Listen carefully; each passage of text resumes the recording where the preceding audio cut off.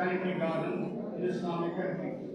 In recognition of his invaluable contribution to the cause of plant product, innovation and medicinal value, the Managing Committee of Maulana Azad Institute of Humanities, Science and Technology presents Sir Jagdish Chand Bose Award to Dr. Mohammed Abdul His Almighty on his blessing, and happiness and success.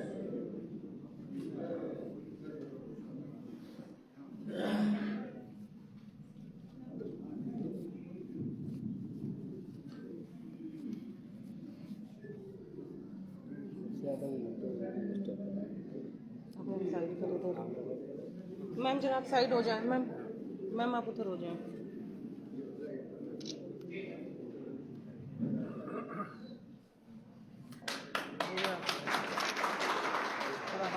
देखिए ये 4 award जो है वो जो 4 दुनिया के बहुत बड़े साइंटिस्ट हैं उनके नाम से दिए गए हैं। पहला अवार्ड जो है वो अभिसीना की तरफ से कोलिसीना भी कहते हैं, वो मेहदी साहब को दिया गया है, जिनको फादर ऑफ मेडिसिन कहा जाता है और जिनकी अल-कानून की नाम सारी दुनिया में मिलती है। दूसरा अवार्ड जो है वो सूर्यकांत जी को दिया गया है। वो अवार्ड जो है वो अलेक्जेंडर फिलिपिन के नाम से, जिन्होंने पेनिसिलिन या एंटीबायोटिक्स की दवा इजाद की थी, उनके नाम से दिया गया है। तीसरा अवार्ड जो है जो गन साहब को दिया गया है, वो अवार्ड जो है वो ल्यूपोल्ड ऑरबाश जो जर्मन के थे, जो बहुत पहले न्यूरोलॉजिस्ट थे, जिन्होंने न्यूरोलॉजी की दवाएं निकाली और न्यूरोलॉजी के ऊपर किताबें लिखी। और चौथा अवार्ड जो है वो सर जगदीश चंद्र बोस, जो बॉटनी में केमिकल प्लांट्स के बारे में जिन्होंने सारी दुनिया में बहुत बड़ा काम किया है और सारी दुनिया ने उनके विज्ञानियों और उनकी नॉलेज का लोहा माना है, वो फारूकी साहब को दिया गया है। तो ये अवार्ड इन लोगों के लिए दिए गए हैं, लेकिन उनको उनके नाम के साथ जोड़ा गया है जिन्होंने बहुत ही जबरदस्त काम किया है मानवता के लिए, मैनकाइंड के लिए। और हमारी ये दुआ है कि जिस तरह से उनका नाम मशहूर हुआ है, उनका नाम रोशन हुआ है, हम आपसे आपको शुभकामनाएं देते हैं और दुआ करते हैं कि आप भी उसी तरह से इस दुनिया में मैनकाइंड की, मानवता की, इंसानियत की खिदमत करें और लोगों के दुख और दर्द हरे। जोरदार तालियों के साथ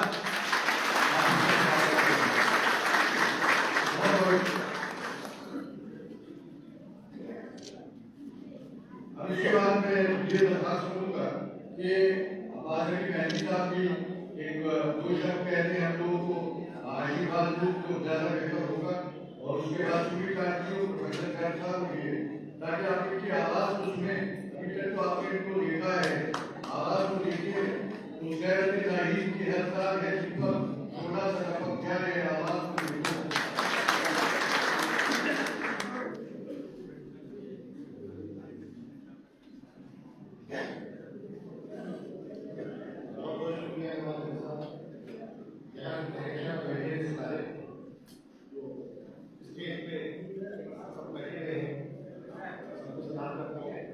बहुत खुशी हो रही है और बहुत शुक्रिया और इंस्टीट्यूट का माजी साहब का पर्सनली जो मैंने हमको यहाँ पे बदौलत किया और ये एजाज दिया, इसके लिए बहुत ज़्यादा खुशी है और बहुत ही ज़्यादा शुक्रिया अदा करते हैं कि जो भी काम उन्होंने किया उसको रिकग्नाइज किया गया, इंटरनेशनली किया गया और प्लस नेशनली यहाँ पे भी हम लोगों को रिकग्नाइज किया गया, तो उसके लिए बहुत बहुत शुक्रिया। और यहाँ आके बहुत अच्छा लग रहा है क्योंकि यहाँ पे एजुकेशन के सिलसिले में बात हो रही है, तालीम के सिलसिले में बात हो रही है, तो वो बहुत ज़रूरी है क्योंकि इंसानों को अंधेरे से उजाले की तरफ अगर ले जाना है तो तालीम बहुत ज़रूरी है।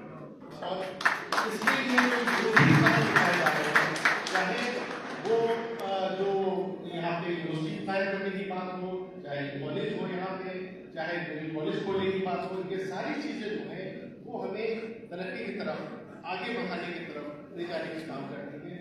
बहुत बहुत मुबारकबाद दूंगा, बहुत बहुत शुक्रिया करूँगा हमारे साहब का, तो हमेशा बहुत मोहब्बत करते हैं और उनकी इतना और साथ में जिस मेटिकुलसली उन्हीं ने इस फंक्शन को ऑर्गेनाइज किया है उसके लिए मैं सलाम करता हूँ। और वाकई बहुत अच्छी तरीके से प्रोग्राम को ऑर्गेनाइज किया है। एक चीज़ मैंने कहा था कि जो हम लोग के फोल्डर्स भी रखे हुए हैं वो पर्सनलाइज फोल्डर्स हैं, हर फोल्डर में हर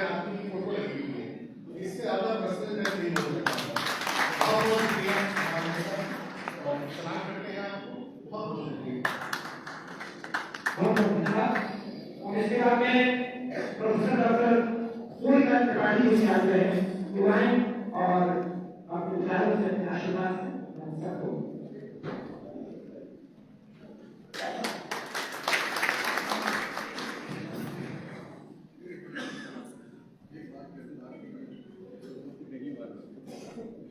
देखिए, प्रोफेसर सूर्यकांत जी उन लोगों में से हैं जिन्होंने भारतवर्ष में सबसे पहली अपनी पीएचडी हिंदी में लिखी। और सर तो बहुत बार उत्तर प्रदेश सरकार में मंत्री रहे हैं और बहुत अच्छी बात कही इन्होंने कि जब मैं एमडी की थीसिस लिख रहा था, वर्ष था 1991, बहुत अड़चन आई थी क्योंकि अंग्रेजी में थीसिस लिखी जाती थी, उस समय हिंदी में नहीं। और उत्तर प्रदेश विधानसभा में एक प्रस्ताव पारित हुआ था 14 अगस्त 1991 को। उस प्रस्ताव के कारण तो मेरी थीसिस हिंदी में जमा हुआ। मैं उत्तर प्रदेश विधानसभा और सभी राजनीतिकों को भी धन्यवाद देता हूँ कि उनके बिना संभव है। मैं इस कस्बे में पहली बार आया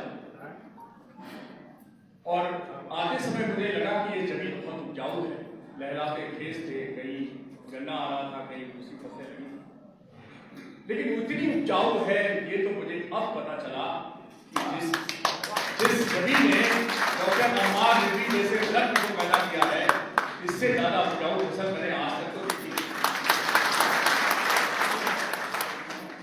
इस छोटे इंस्टीट्यूट में, इस छोटे कस्बे में जब मैं घुसा इस कैंपस के अंदर, तो मुझे लगा ही नहीं कि ये छोटे कस्बे के अंदर इतना बड़ा एजुकेशनल इंस्टीट्यूट, इतना खूबसूरत कैंपस और इतनी खूबसूरत एम्बियंस।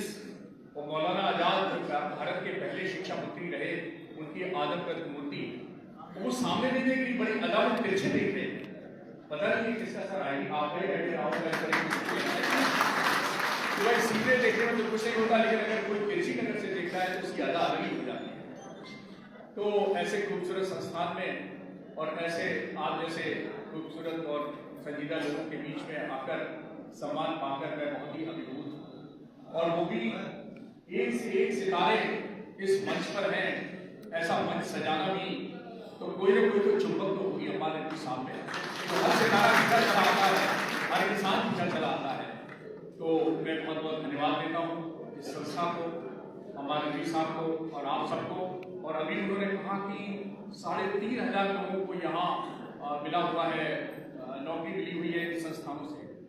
लेकिन सर आप मैं याद दिलाता हूँ कि संस्था ने जो पैदा किए हैं, जो आज न जाने कितने बड़े इंसान होंगे और न जाने कितने नौकरियां दे रहे होंगे अपने स्थान पर, उनकी गणना तो रहेगी। तो ये मल्टीफोल्ड है कि यहाँ से निकले कोई डॉक्टर निकला होगा, कोई इंजीनियर निकला होगा, कोई बिजनेसमैन निकला होगा, उन लोगों ने अपने सिलसिलेवार कितनी नौकरियां और कितने लोगों को रोजगार दिया होगा। ये यही का सब कुछ पावर हाउस है, हम कह सकते हैं। और मेरी एक मैंने तो प्रस्ताव दिया है सर कहने की मेडिकल कॉलेज बोले पहले यूनिवर्सिटी को बनाना है, तो सर आप मल्टीटास्कर हैं, वही आपकी क्षमता में कमी नहीं है। यूनिवर्सिटी का प्रोजेक्ट चलने दीजिए, सरकार एक BBB मॉडल पे मेडिकल कॉलेज बना रही है, 1 डिस्ट्रिक्ट 1 मेडिकल कॉलेज। सीतापुर में अभी मेडिकल कॉलेज नहीं है और पब्लिक प्राइवेट पार्टनरशिप पे आपकी संस्था के थ्रू ही मेडिकल कॉलेज बनता है। उसके लिए 20 एकड़ की जमीन नहीं चाहिए। यहाँ जिला अस्पताल है, उसके साथ कंबाइन करके सर एक प्रपोजल वो मेडिकल कॉलेज का बनाया जा सकता है। तो मेरी इच्छा है कि सारे शिक्षा संस्थान है जहाँ मेडिकल कॉलेज भी बने, यूनिवर्सिटी की रही है। और जब मेडिकल कॉलेज बने तो सर ये बात मैं फिर आना चाहूँगा। बहुत बहुत आभार।